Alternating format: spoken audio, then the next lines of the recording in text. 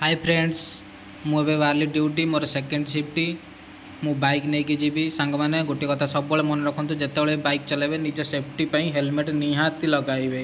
Helmet लगाइबा निहाती जरूरी। से देखो मु हेलमेट लगेदेली।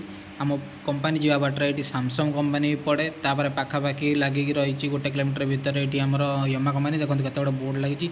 फाइनाली आसिक मुझे पहुँचीगली आम कंपनी रे।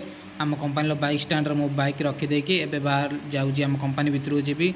गोटे कथा मन रखु सांग मैंने मुझे कंपनी भितर किसी भी देखई पारि नहीं कारण भितर को आम मोबाइल आलाउ ना।